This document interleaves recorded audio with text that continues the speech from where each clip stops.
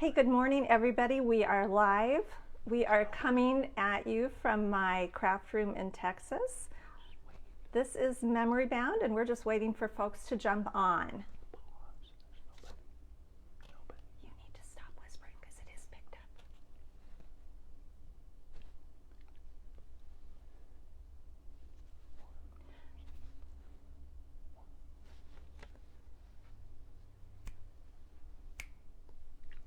Good morning, everybody. This is Janet from Memory Bound. We are coming to you from my craft room or my craft loft here in Texas.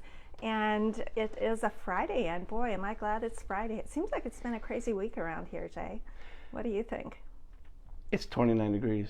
It is 29. We'll have a weather report Well, in just a moment. Yes, I am here in Texas. I've got my husband, Jay, thankfully here with me, and he Yay. is helping out behind the camera today. So like I said last time, when he retired and we moved to Texas, I'm not sure he had this on his bingo card of things to do, but he's doing a mighty fine job. Video production was not in the cards. But he's doing a great job, and I'm most appreciative.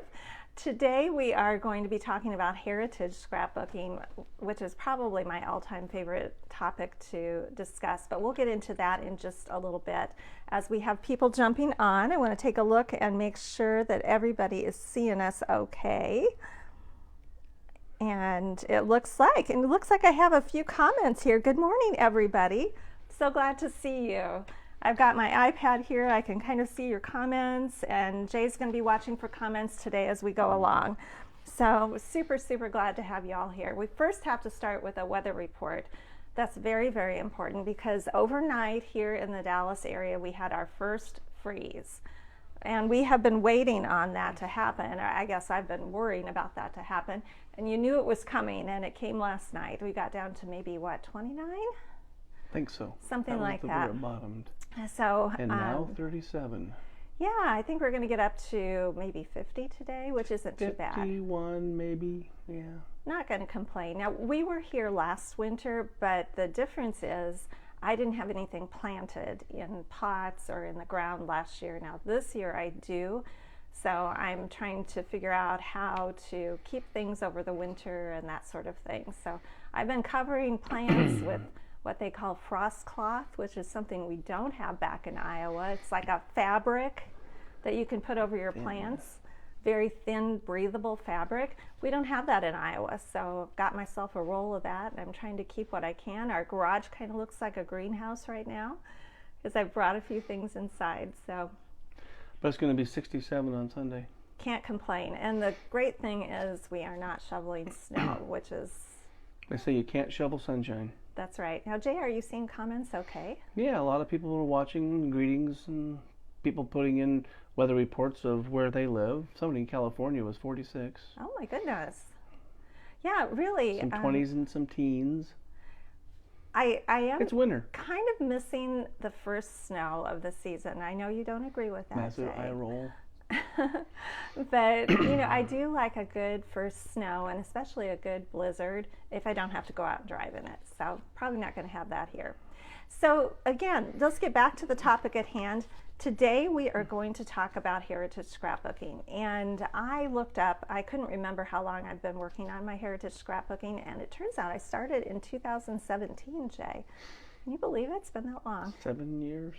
Yeah, but I feel like I've accomplished a lot in 7 years.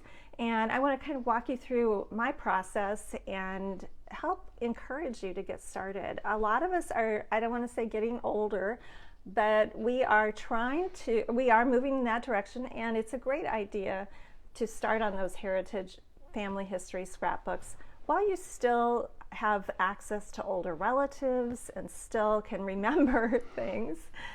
So now is the time, I always tell people, and I know it can seem like a daunting project, but I'm here to tell you that it's not. And I've made quite a few heritage scrapbooks in the last 7 years, and I've still got many more to go. So I would encourage you, put this on your list of things that you would like to get started on for next year.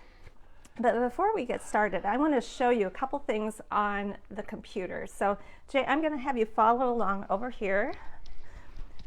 You guys know this is where I do my linking and drinking every morning, And so I have pulled up our store website, and I just want to show you a couple of things. Along this top, this is where you do all your shopping when you click on shop, but along the top there is this tab that says calendar, and you can click on this for any day of the week and you can see what we have going on that day. So for today, this is today's date. You can click on this date and it gives a summary of what we're talking about, and all of the things that I'm going to talk about product wise today are all linked here. For instance, the heritage theme category that we have, where you can shop for heritage kinds of papers and products, all of that's there. The albums that I use are all linked here. So because I'm doing the video today, we don't have a linker. I'm usually the linker. So I just wanted to show you that everything is already pre-linked for you and easy to get to. There were some links that were posted. Oh, well, great. If there's a mystery linker out there, thank you so much for helping out. The other thing that I want to show you while I'm over here is there is a tab that we have set up that will take you right to our blog. And you just click on that and you will see this is our blog, which gives daily recaps of all of our videos. So here's Peggy's Evergreen Season Projects. I know you're not seeing really clearly. I just want to show you in general what the blog looks like. And then over here, there is a place called Categories. And if you scroll down there in alphabetical order, there are two categories related to heritage. One is called Heritage Scrapbooking and Projects. That's the original category.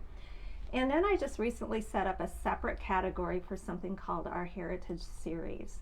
And I did this back in 2021. If you click on it, it will take you to a number of posts and videos that I did back in 2021 to help get you started in heritage scrapbooking. It starts with part 1. So you click on that and you will have access to our Facebook video by clicking here, and then all of the information from that particular episode. Can I call them episodes? I think so. Yeah, like a Netflix series. And there are lots and lots of blog posts here for you to look at and whatnot. So I just wanted to let you know where to find all of that information. Again, just go to our blog via our store website, click on Heritage Series, and if you want to get started in scrapbooking your family history, this is the place to start. So click on Heritage Series and it will take you there. So I think that's all we're going to do over here now, Jay. So let's go on back. So trying not to get tangled up in my cord here. So when Jay and I were talking about what we were going to do today, I said I wanted to do just a little bit of an intro about heritage scrapbooking. And he said, oh, it's like a Netflix, what do you call it, a teaser? Trailer. Like a trailer. If you're going to watch a Netflix series, oftentimes you'll watch a trailer first to see if this is something that you even want to watch. So what I'm doing today is kind of like a trailer. I'm not going to dive into it in too much detail, but I do want to give you a taste of what heritage scrapbooking is like. And number one, encourage you to get started right now. As I said before, none of us are getting any younger, and it's a great time to make your family history albums. And I promise you it will be one of the most meaningful projects that you have done. And in fact, if you've done a heritage album, you know, after our series and kind of got started in that, please just leave a comment and tell us what you think. We occasionally hear from folks who are working on their heritage albums, and I just love that. There are comments of people who say they love your series, so apparently they've delved into it before. Awesome, awesome. Well, if you thought about getting started before and haven't quite taken the plunge, I'm here to encourage you to do that. In addition to the series, when you go out on our website and go to that heritage category of shopping, you can purchase the handouts from the series. And this is a several page handout, I don't know, 20 some pages or more. and it's $10.99, and it has all of the information from our series, including all the links and websites that you might find useful and the step-by-step process to guide you. So there is a category, there's a handout for every single one of the videos that I did, and you will find all of the pertinent information, even down to my favorite heritage fonts. How about that? And it will guide you step by step. So I think if you're going to get into this, this is a very worthwhile piece of information to have to kind of guide you along the way. So those are two things that I would do if you think you want to start in heritage scrapbooking. Watch our series and then get the handouts. Now you can, when you're watching the series, you can use that as kind of a guide to actually do your heritage scrapbooking. So you could start with part 1, which is all about gathering your materials, and you could go off and gather all your materials and then come back and watch part 2 when you're ready. So you could kind of watch the videos as you go. But the most important thing, as I've shared before, is just to get started. Jay, are there any questions or comments? A couple people said they've used your handouts. They like them. Great, great. So well, I want to just give you a taste of what heritage scrapbooking can be like. This is an album here, Jay. If you want to kind of zoom in on this, I'm going to move this out of the road. Think it's worth putting it here, or? No, not yet. No, Okay. We're going to be still moving around. All right. This is an album that is in process that I'm working on for Jay's family.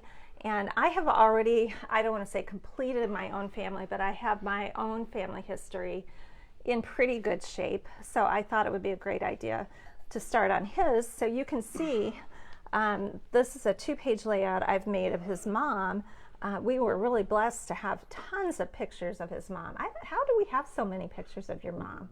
Because her mom kept everything and she wrote on the back of all of them. Yeah, we are really fortunate because that is not always the case. So I've been working on some of our favorite pictures from her childhood.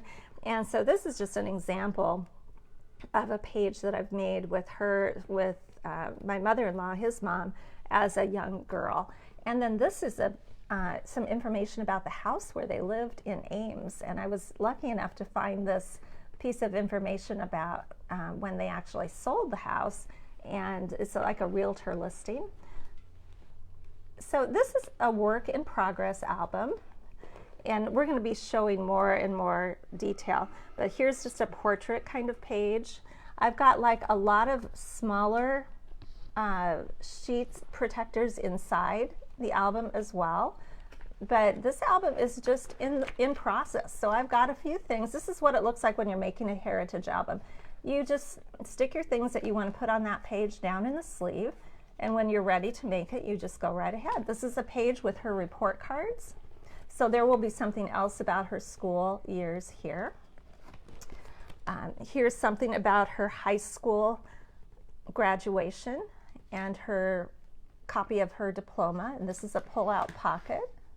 So I'm not going to show this in detail. This album is not done, but this is just the kind of thing that you could put together when you're working on a heritage album. As you can see, it incorporates pictures. It incorporates what we call memorabilia, which is paper things such as postcards, brochures, certificates, receipts, that kind of thing. All of that is part of your heritage album process. And Jay, do you have a question or a comment? No. Anything that you would like to add to this? No. Okay, he's kind of laughing and I don't know why. Okay. Is some of this stuff ephemera? Okay, that's a great word. No, ephemera, Jay. He hears me say the word ephemera a lot. Ephemera is like small embellishments, but it was close, Jay. This is memorabilia. Ephemera would be small embellishments. Well, you have some embellishments. Yeah, this could be ephemera. Something small. Yeah. But good, you're learning the vocabulary. That's great. Will there be a quiz? There will be no quiz. So I'm going to show you some completed albums in just a little bit. So we'll leave this here. I do want to talk about the first step in the process. And Jay, we're going to go over here to this area. So let me turn this lamp around. I just want to show you, when you start on a heritage album, maybe I should go over here. When you start on You're going to block the... Oh, I am knocking everything down, true to form here. Lost my microphone, sorry about that, guys. When you start on a heritage album, one of the first things that you will do is you will have to go through a sorting process. And if you've ever cleaned out someone's house after they've passed away, or if they're downsizing. We got massive glare on that picture. Okay, I'm well, trying to get rid of it. Yeah, just focus on some other things. Can't get... It's, you know what, it's coming off of this scrapbook, I think. Okay, let's try the side. So when you go through someone's house, you may be bringing home to your own home or sorting through lots and lots of things, such as pictures, books. Here are some dog tags, some actual physical memorabilia, artifacts like this little hand. This is Jay's dad's hand from when he was just a little boy. His baby book, letters, all of that kind of stuff. In our first part of the Heritage series, one of the things that we talk about is what to do with all of that stuff. Because I'm sure if you've ever cleaned out a house or sorted through family belongings, you know that this is the part of the process where you really bog down. And I'm sure Jay can vouch for me. We have brought home many, many, many boxes of artifacts like that. And it can be a real challenge. It was that process that encouraged me to start on my heritage albums, because I knew my choices were to just leave things in boxes and at some point know that they'd probably be tossed, or I could try to figure out how to put together something meaningful that would be able to be passed along to my family going forward. So out of all of the boxes that I brought home from my parents' house and that we brought home from Jay's parents' house, that's where the family history albums were born.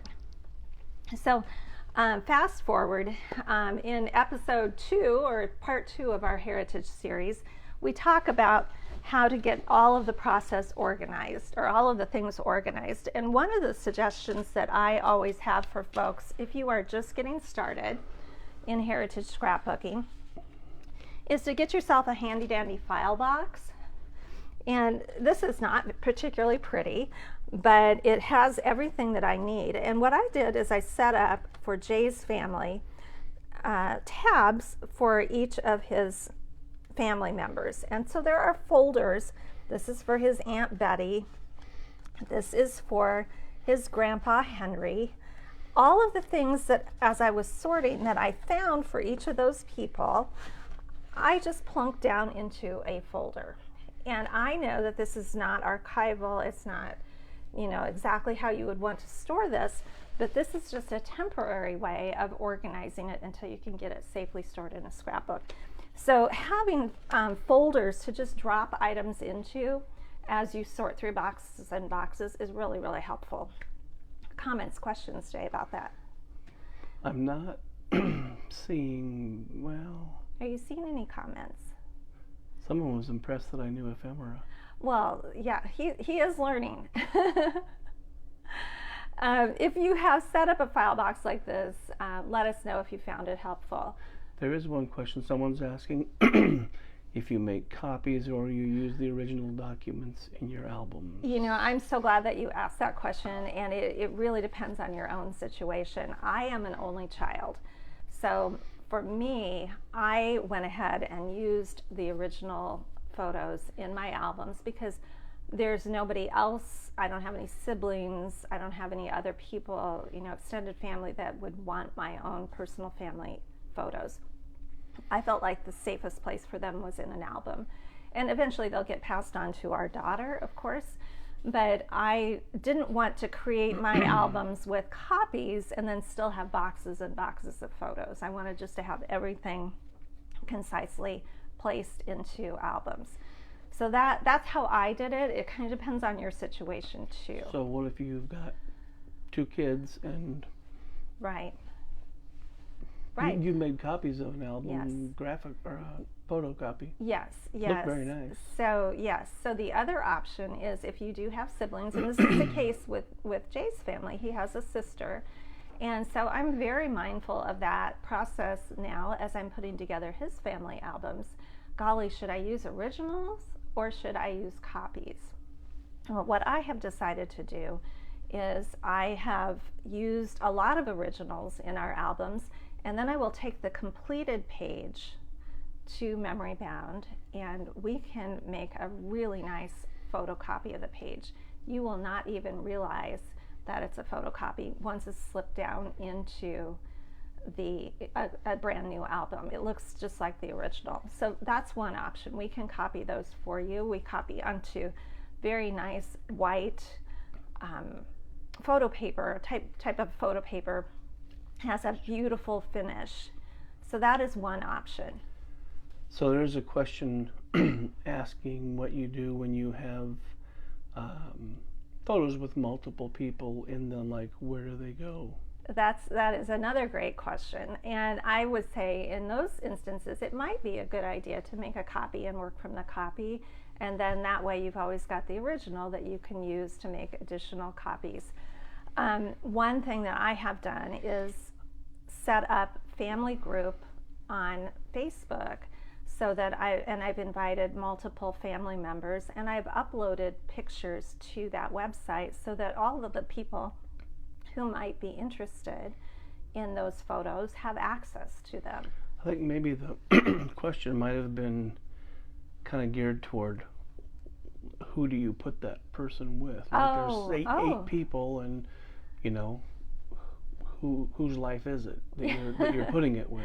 That's a great question, and it kind of depends on how you want to approach your albums, and we'll talk about that a little bit in more detail a little bit later. Oftentimes, I try to scrapbook my own direct lineage. So my albums focus on my parents and their family, and each of their parents and their families.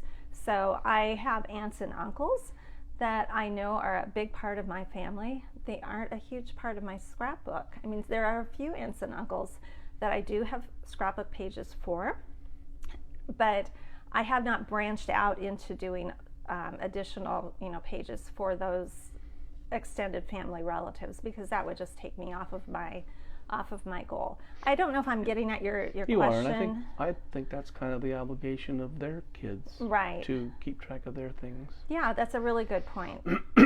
So you have to consider your own family situation and who else might be interested in the photos. The other thing that you can do is, if you are on Ancestry or one of the other family history websites, you can also upload, and I would encourage you to upload your family history photos to those websites so that other people who are looking for relatives or trying to complete their own family trees could have access. And that's how I have found quite a number of photos that I personally didn't have and had never seen before. I found them on Ancestry.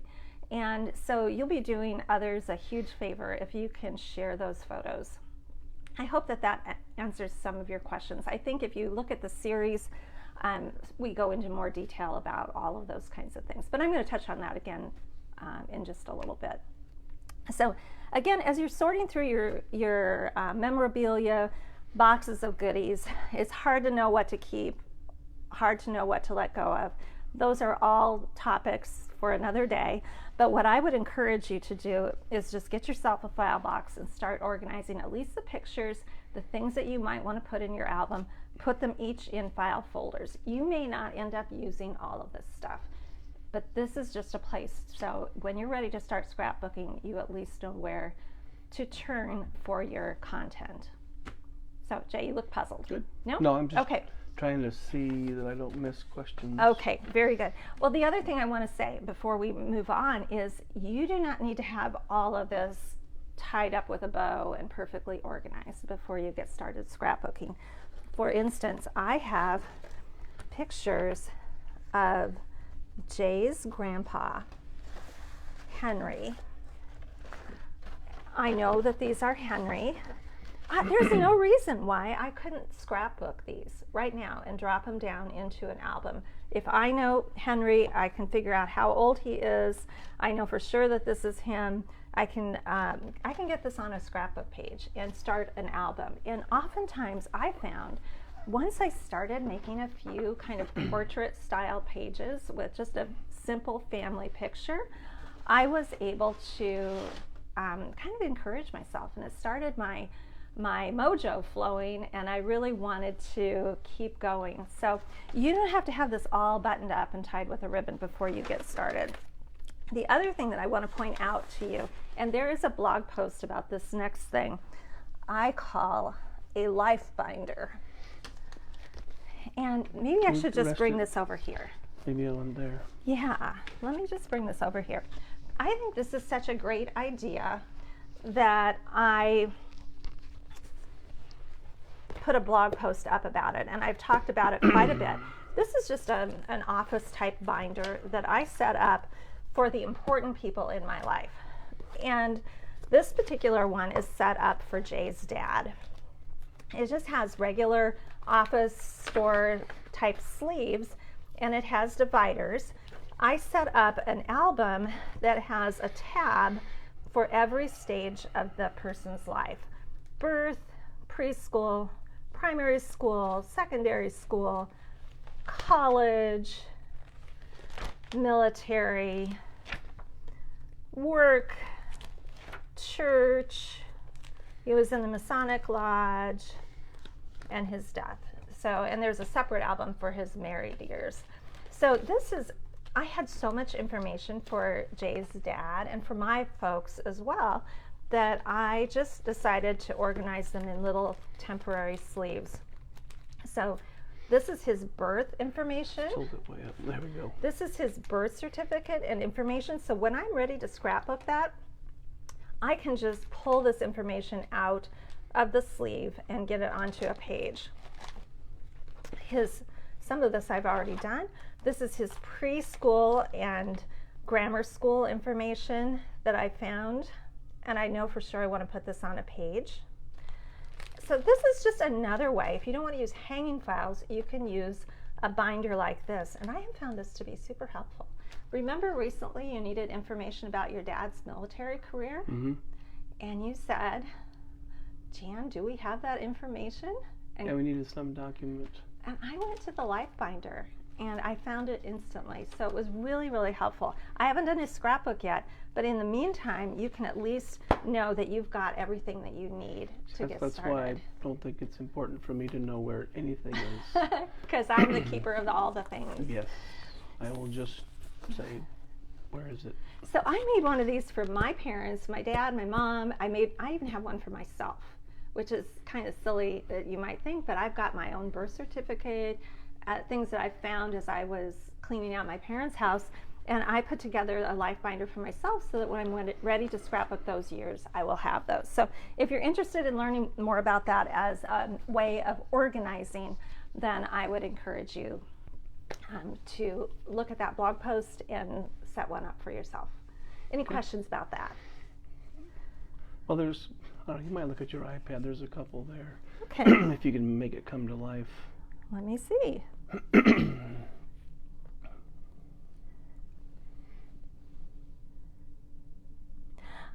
There is a question from Jeannie. It says, do you make copies or use original documents in your album? Again, that's a great question. That was earlier. Yeah. But after that, even more recent, I think. Okay. Go all the way to the bottom and then back up a couple. On the small phone here, it's kind of hard to see it. Yeah. You know what? I am not seeing, my comments have stopped. So let me see if I can get them to come back up again. Here we go. Lisa says, I would have only one picture, only one of each picture in an album. Family or multiple people in the pictures can have the people identified in the first picture. Yes, yes, you could certainly do that. You can make duplicates and share them with other people as well. Go a couple more up. Yeah. So if you have a picture with all the siblings, we talked about that. I think you had mentioned in prior Heritage videos that you organize by parents and keep the parents under the tab until people get married. and then they have a new tab. Yes, yes. And when we look at these albums, I will talk about that. I think that is one of the hard things about organizing your family album, is figuring out, okay, so when a couple has children, then what do you do with the pictures of those children? Well, I tend to keep them under that section until the children get married and have a family of their own, and then I put them in a new section. So we're going to talk about that in more detail, and there are videos that dive into this whole album organization in quite a bit of detail as well. But those are questions that you have to think about as you start your album. And let me tell you this, I have reorganized these albums more than once. Jay and I talked about what order made the most sense, and I ultimately decided on chronological order, but you have to do what works best for you. And we're going to come back to that. The other thing that I would encourage you to start doing as you get started on your family history project is to make yourself a very simple family tree. And there are all kinds of templates that you can find online. And this one is from Free Family Tree Templates. All you have to do is just type in family tree template, and you will find something that you can print out, even just the most basic. This one has Jay at the bottom, and it has his mom's family over here and his dad's family over here. So it has his parents, or her parents, which would be his grandparents, and then a generation back, and then you can even go on further back. Now you can take this into more detail and write their dates of birth and death, which is super helpful. But just to have a family tree as a reference. Yeah, you have that labeled as temporary. Yes. Yeah. You can have a family tree as a reference as you're working on your album. It's really helpful because, especially if you're working with names and generations that you're not familiar with, it might be your husband or right. your wife's family that you don't know all of those names by heart like you do with your own. It's really helpful to have this information to refer to. So make a family tree. That's another thing that I would share with you. Let's now talk about organization of your albums. And I think this might get to some of the questions that we had earlier. So I'm going to move this album. Now I am using the We Are Memory Keepers 3-ring binders for this project. And these are really the only albums that I use these days. These are 12 by 12 albums. They are super sturdy. They hold a ton of pages. And I think they look beautiful on your shelf. And Jay, if you want to just pan over there. I'll see them from the top here. I'm just looking at this album here just so people can see how it's built. Yes. Yeah, because you were always adding stuff. Taking pages in and out, so the rings. The rings are super helpful. So what is great about an album like this is that here, I'm going to go around you this way, Jay. What is really great about an album like this is that you can easily move things around. And so you can see all of these albums are from We Are Memory Keepers. These are my regular family albums. These are my family history things over here. I've used these albums a ton. So my personal testimonial is if you're looking for a great album, they're the ones to use, especially for your family history, because they're very sturdy and durable. So let's come back here and talk about this. So I mentioned before that I have been working on my own family history for a few years now, and I have created, 7 albums for my family. So I've been doing this 7 years and 7 albums. So how about that? averaging out to an album per year. So I brought over from my shelf here 4 different albums, and we're only going to look at a couple of these today, but just to talk about how to even approach this project. And I always think it's important to, before you start something, kind of know where you want to end up. If you want to end up with family history albums, then this might be an approach that would work for you. So I made a handy dandy chart. You don't even have to think of it as a chart, but each of us has 2 parents, and then we each have 4 grandparents. Can you see this okay, Jay? Yeah. Well, we got Again, we're dealing with glare, so I'm just trying to eliminate reflections. So this is how I set up my family history albums. I have an album for each of my 4 grandparents' names. Okay, so this, for instance, would be my dad's side, and this would be my mom's side. I have an album with his dad's name, which is Gouling. That was my maiden name, so that's easy to remember. His mom's maiden name was Blood. And then on my mom's side, her dad's name was Weaver, and her mom's name was McClellan. So these are basically the 4 different buckets I have of family history. So basically what I've done is then I have a series of albums that include all the people in the Gouling branch, all the people in the Blood branch, all the people in the Weaver branch, and all the people in the McClellan branch. Now, you may not have as many photos as I was blessed with. I have a ton of photos, but because I'm an only child, all the photos came to me.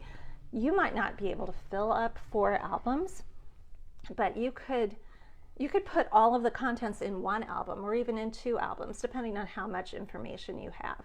But thinking of it as 4 separate tracks or 4 separate buckets is a really good way to get the process down to a little bit more manageable. So then within each of these albums, I used a chronological order. I'm going to pull out one to show you. So let's just look at the Blood You want album. to set it on there and Yes. let me clamp this? Just so Yes, we we're can- going to put the phone in a holder here so I can page through this album. And you can see how one way to set up a family history album.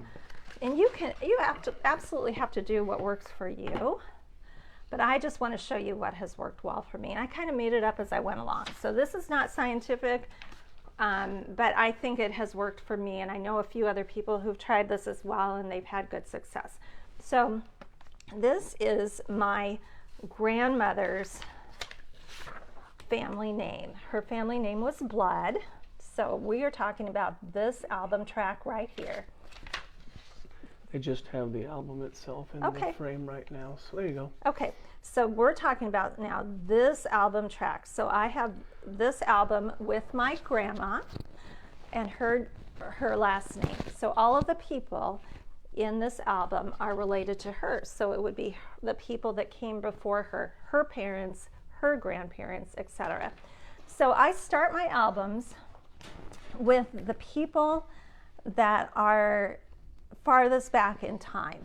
So I started with the people that I had pictures for. And these are pictures that I found online that I had not seen before. And these pictures are of my 3rd great-grandparents. So I set the album up starting with the oldest couple for which I had information. And you might be asking about what are these little plastic things. These are album dividers that unfortunately I checked with Kelly this week, and right now we are not able to get these. We have had them in the past and they were handy for separating your pages, but you could create your own album dividers if you would like. And if you don't have this type of divider, you can make the same type of thing with tabs at the top of your page.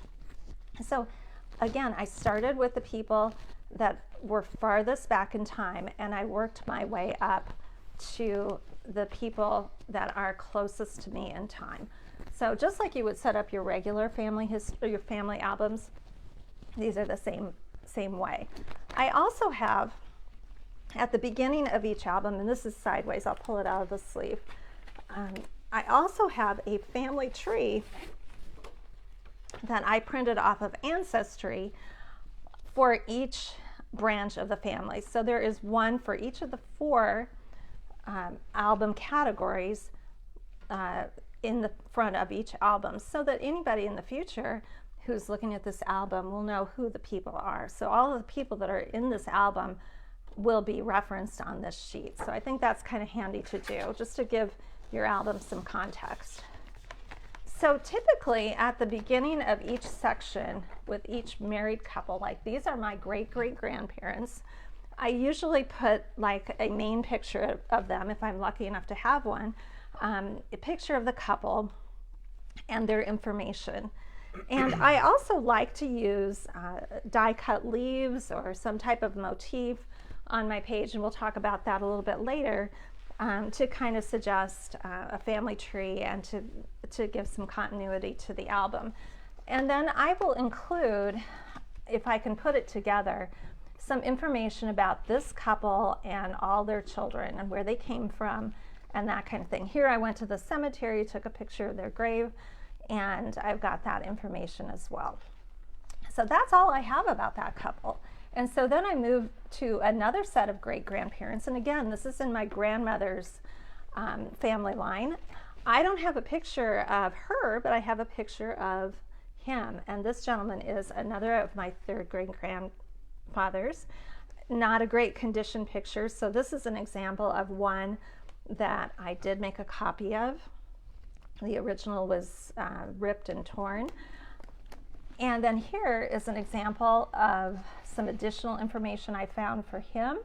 And I do have a copy of a newspaper article and a copy of a census related to him. So again, these are just ideas for things that you can include in your album. I have a list of their children, this couple's children, and how they're related to me. And then we go on to another generation. Again, a family picture if I've got one, and then a family list of all of their children and so forth. And whatever pictures that I could find, whatever information I could find, went into this section. So as you can see, there's not a whole lot of information, but if I had a picture, then that was a good place to start. So here's the next generation forward is my second great-grandparents. And again, I started with a family picture. All of these people are not detailed in my family albums, just the ones that are directly related to me. And this gentleman was my second great-grandfather, and he was an inventor. We have quite a bit of information about him. So I was able to really build out this section a little bit more. So I've mixed in everything that I've got about him, even some more current pictures, because we have kept a few things that he built in his lifetime. So I incorporated those kinds of things. We had his pickup truck at one point, my grandma did, and so that is in there as well. So another category for another group of second great-grandparents, and again, this is all in my grandmother's part of the family. So everything that I had for that particular couple. And a lot of this is detective work, because you may, at the time you start looking at these pictures, you may not realize, you don't know who these people are. But with a little bit more study and a little bit more time, those names start to mean something to you, and you can begin to plot out who they are. And then they can become a part of your family album. And then these are my great-grandparents. This is the first generation that I actually knew the people. So I knew my great-grandmother, not my great-grandfather. So then I could start to provide a little bit more information, because I have more information about them. So again, I have copied or scanned newspaper articles and added them to my scrapbook. And this is why you want to take time to sort the things that you have brought back from a family home, so that you know that you have everything that you want before you start working on a scrapbook page. It has happened to me a lot, where I've finished a page and then I think, oh golly, I wish I'd put this particular thing on the page.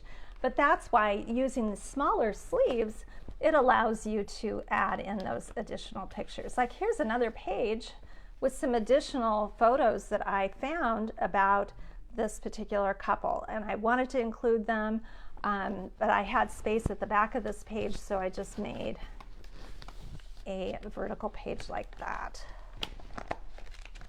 So again, depending on how much information you have, you can mix up the page sizes, which is the beauty of an album like this. I do have a lot of the 8.5 by 11 pages in my album. and tons of snapshots I found of my great-grandparents, because again, I knew them and our whole family knew them, and we spent a lot of time with them. So I had to be selective about what all I included in my scrapbook, because I have way more than would fit. I chose some of my favorites and included them here.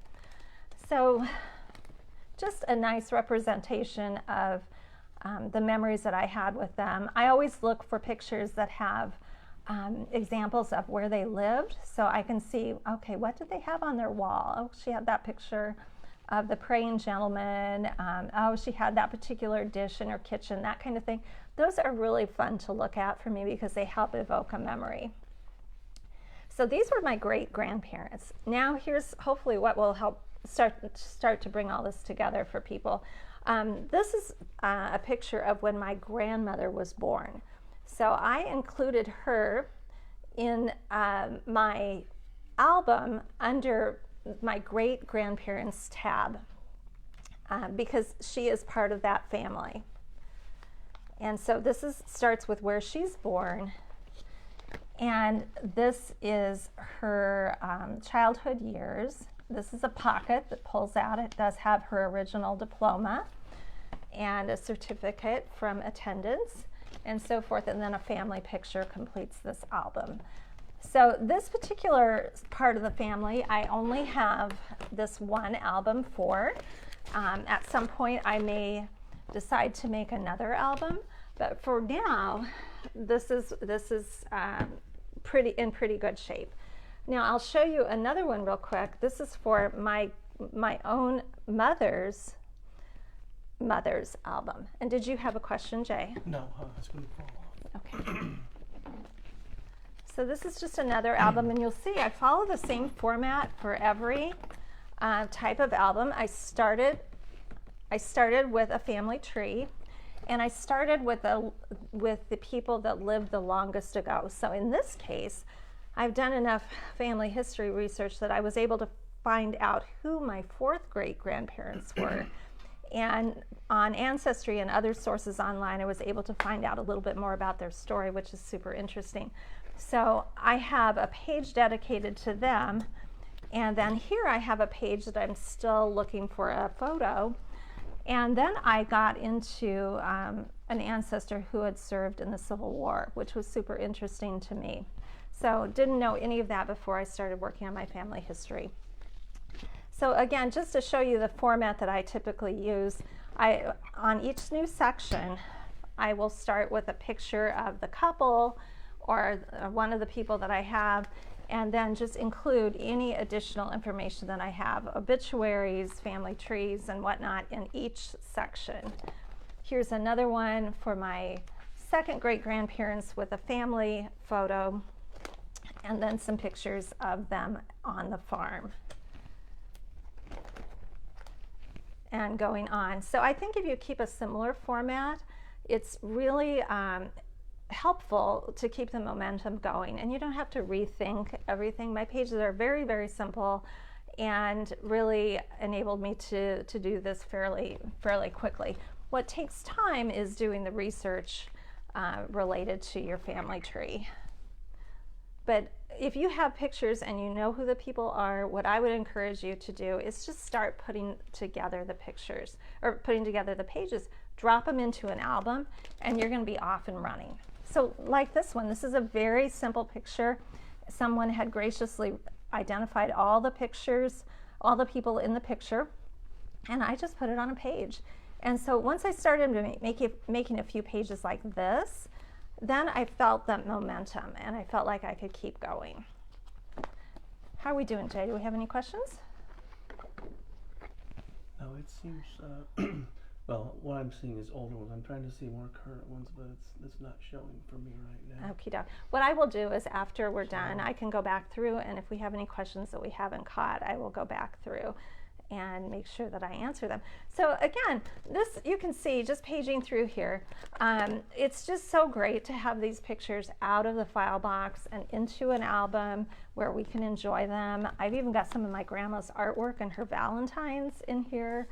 I found a picture of the school building where she went to school. That wasn't in my own personal personal family photos, but I thought it would be fun to include it.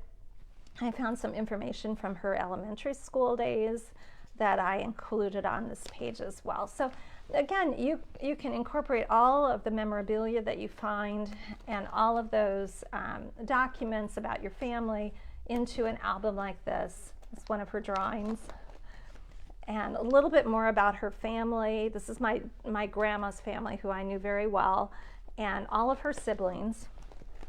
And because we were close to them, I did include a little bit more information about her siblings than I normally would. So I have a page dedicated to each of her siblings. And then any extra pictures that I found of these people, I did send them off to their direct ancestors. So sent them off to my cousins and my second cousins and so forth, so they could enjoy those pictures. I kept a few just to fill in my album. Here, this is Cora. Why don't you take a moment and just kind of glance Let me just see if we have questions. Okay. Current. One question is, you have a blank page behind your second great-grandfather. Will you leave it blank? Well, if I have something to put on it, I definitely will. There are times when I've put just a piece of pattern paper in there just to kind of dress it up a little bit. But oftentimes I will, if I don't have anything directly, I might go out and search for information about maybe the town where they lived, that kind of thing, and I will fill in with some of that place information. So I would just do a little bit of research about maybe the state, the town, and I would type up something, put a couple of pictures on that page to fill in if I have any blank areas. Another question from Shelley: do you pay for the heritage websites? Well, you can. There's a search or a website called Family Search, and it is totally free, and you can do all kinds of research out there. I use Ancestry, and there are several levels of membership with that. I have a paid membership to Ancestry, but you can do a lot of things on the website for free. So you can explore what you are interested in, and all of these websites I do have listed in one of the series blog posts. I have found Ancestry to be the most useful, and you can create a family tree and look at a lot of documents on Ancestry without paying. If that answers your question. Someone's asking what's been written underneath each person's name. I think they might be talking about their title. Yeah, that is a great question. So on each photo, I try to identify the people and put their full name and their dates of birth and death, and how they are related. Like in this case, this is Dorothy McClelland, and she was my grandma's sister. So I indicated that, and then I wrote a little bit about her and described what was going on in each of these pictures. So I do try to caption as much as I can each of the pictures, just because I know that even though I know who the people are, certainly my daughter and her family would not know who they are. So it's important to identify. And we do have information on the blog and in the handouts about all the fonts and how to format things so it looks consistent through your book. And I am just looking at time, and I have one more thing I want to share with everybody before. So that's just a snapshot of how to set up your albums and how to keep them kind of consistent throughout. And I just want to grab my project box. As you are just getting started in your family albums, let's say you want to start on something. Jay, can you take the camera out of the arm? That would be great. Let's say you want to start on your family history album in the new year.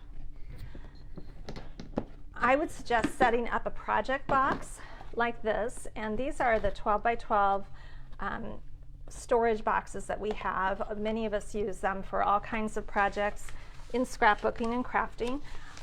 Set yourself up a project box for your heritage scrapbooks, and I think this will really help you out. And I wanted to show you some of the kinds of things that you can look for for materials. We do have a heritage theme category out on our website, which I showed you before and is also linked today on today's calendar.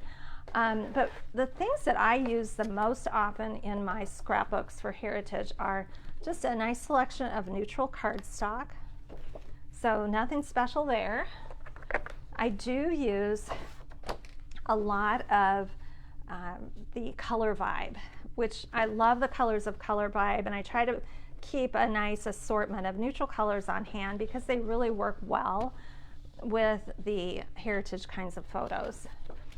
And in terms of pattern paper, we have struggled in the past few years to find heritage collections that are readily available. Simple Stories had one a couple of years ago called Vintage Essentials, and we still do have a nice selection of that on our website. It does have some really nice pattern papers in different colors that are all neutral, and both sides are great. Both sides are very useful. I love this one with the old cameras. We do have, okay Jay, this is time for your word. You know what this is? Ephemera. Yeah, this is your ephemera. So the small little embellishments that are great for adding to a picture or filling in some empty space on a page. So we do have this available still. And again, this is linked under today's calendar. We even have some Civil War paper. If you are lucky enough to find someone who served in some of the older wars, we do have a number of different war type military paper that you can use for your album. Beyond that, what I've really done is, because I started this back before there were very many lines available, I just went through and picked out a lot of neutral kind of vintagey looking papers that I've used, and this is just a selection of some that I had in my stash. You can see this one has newsprint, this one has a map, you know, just things that are in neutral colors that I have mixed and matched throughout my albums. You can see most of my albums are pretty neutral in color, so I haven't added a lot of color to the album for those older pictures, because I think they work best with neutral papers. So beyond paper, I've also used Tim Holtz backdrops for some of my pages, and these are oftentimes very neutral and they work really nicely. I think we've linked these on our website. Frames, and 49 and Market has a number of these chipboard frames, and they are great for kind of finishing off photos that are maybe a little ragged around the edges. So we've linked those on the calendar for today. Those are super handy.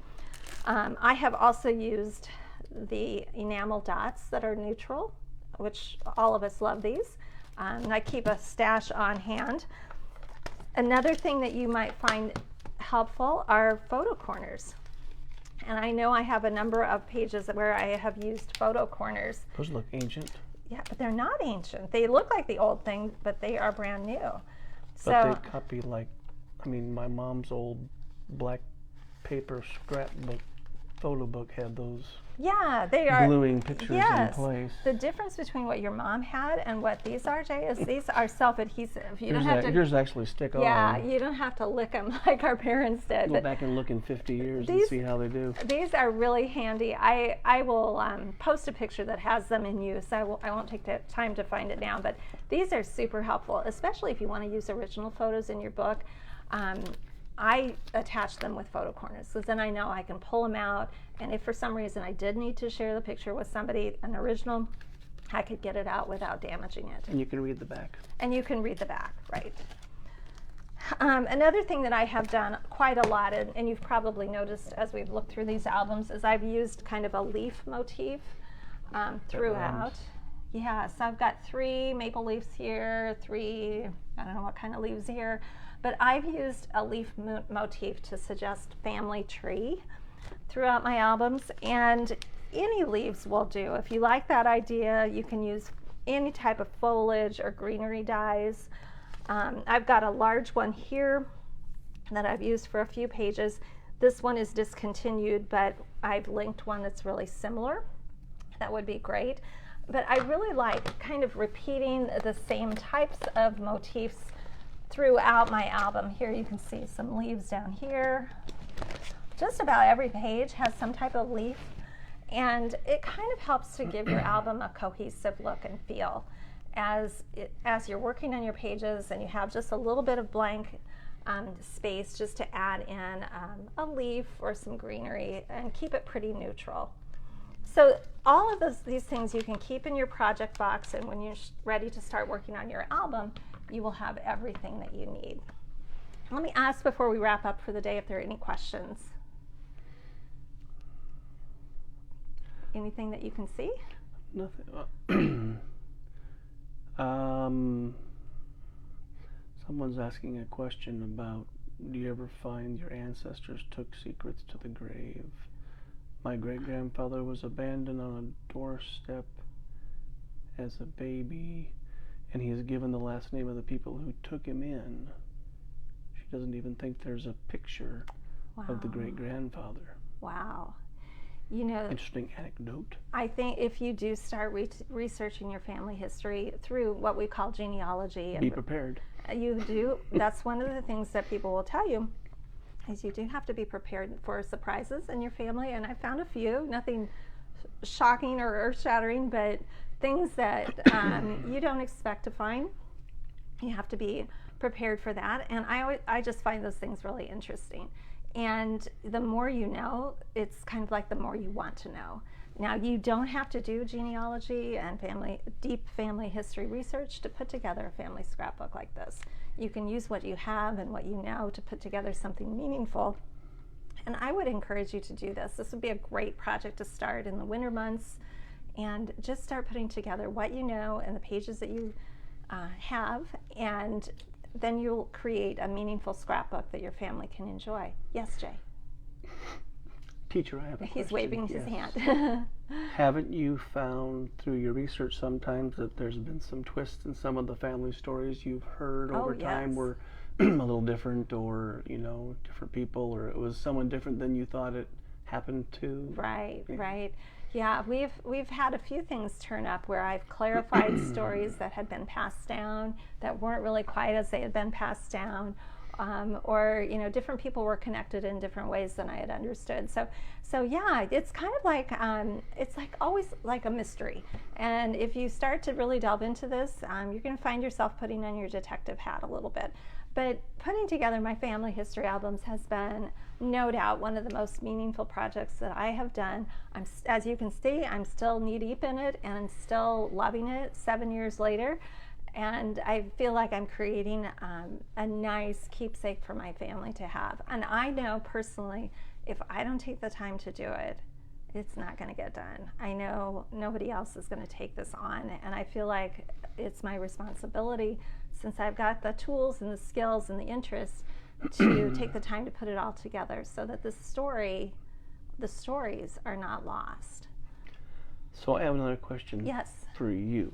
Yes. Just from our perspective, and it may be way too much to answer now, given that you have such a tremendous amount of stuff, the thought process of how you go through and decide what's worthy of the album, what do I need to keep, what can actually be thrown away, can I take a picture of it? I mean, there's so much to distill through to decide what's going to go in the album. Right, right. And that is, how do you do it? That's really hard. I've seen you racking your brain. It's like, what do I do with this? I want to use it, but right. That's really difficult, and I still struggle with that. And as you know, I mean, you could take, you know, countless pictures and incorporate them into your album. At the end of the day, you've only got so much space. Now, for instance, we have some furniture that's been passed on to us from various family members, and I have incorporated. We still have the furniture in the house. For the time being, and I have taken nice pictures of that furniture, and I put it on the page with the person who owned it originally, and a little caption about what that furniture is. But that's a way to include something that you know could never physically include in your album. That's a way to include at least a snapshot of it, so that you, at some point when you have to part with that dresser or that table, you at least have a record of it and you know what it looked like. And sometimes that's enough. But it's a struggle, and the struggle is real, and Jay will tell you, I I struggle mightily with letting go of things that were heirloom pieces. So that's an ongoing part of the story, I would say. Great question, though. Anything else before we wrap up? I think you're pretty good. You've covered many things, so. Well, my goal today was just to give you a taste of what family history scrapbooking, heritage scrapbooking is all about. If you are thinking about what you would like to accomplish craft-wise in the new year, I would really encourage you to give some thought to creating a family history album. If you've got photos, even minimal photos, you can get started. You don't have to have it all figured out before you get started. As they say, build the bridge as you're walking on it. So I think that's a good analogy. Just start making pages, and the more you make, the more encouraged you will be to continue. So with that, I'm going to wrap up for the day, and I want to tell everyone to have a great weekend, and hopefully you get to do something crafty. Stay warm if it's cool where you are, and we will be back on Monday at 9:30 a.m. Central Time. Same channel. See you then.